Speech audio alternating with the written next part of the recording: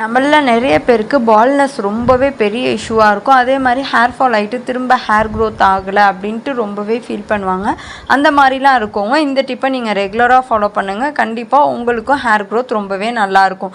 இதுக்கு நமக்கு சின்ன வெங்காயமும் இஞ்சியும் தான் தேவை. சின்ன வெங்காயம் இல்லை அப்படின்னா பெரிய வெங்காயம் கூட எடுத்துக்கோங்க.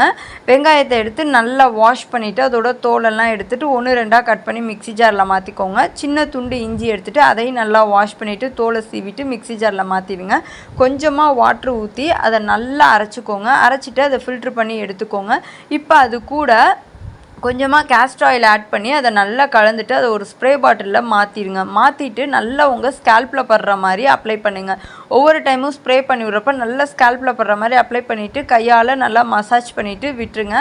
அப்படி இல்லை உங்கள்கிட்ட ஸ்ப்ரே பாட்டில் இல்லைன்னா ஒரு காட்டன் எடுத்துகிட்டு அதை நல்லா டிப் பண்ணி நல்லா ஸ்கேல்பில் படுற மாதிரி அப்ளை பண்ணுங்கள். இது உங்கள் ஸ்கேல்பில் மட்டுமே அப்ளை பண்ணுங்கள். ஹேர் எண்டு வரைக்கும் அப்ளை பண்ணணும்னு நீடு கிடையாது. ஸ்கேல்பில் அப்ளை பண்ணதுக்கப்புறம் நல்லா கையால் மசாஜ் பண்ணி விட்டு ஒரு 15 மினிட்ஸ்க்கு அப்புறம் ஹேர் வாஷ் பண்ணுங்கள். இந்த மாதிரி பண்ணுறனால உங்கள் ஸ்கேல்ப்புக்கு நல்ல பிளட் சர்க்குலேஷன் வரும். நீங்கள் இதை அப்ளை பண்ணுறப்போ உங்களுக்கு கொஞ்சம் சுருக்குன்னு ஒரு ஃபீல் இருக்கும்.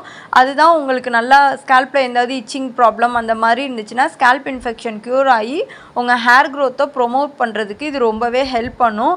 ஹேர் ஃபாலையும் ஸ்டாப் பண்ணும். அதே நேரத்தில் உங்கள் ஹேர் க்ரோத்துக்கு ரொம்பவே ஹெல்ப் பண்ணும். ட்ரை பண்ணிவிட்டு எப்படி இருக்குன்னு ரிசல்ட்டை கமெண்ட் பண்ணுங்கள்.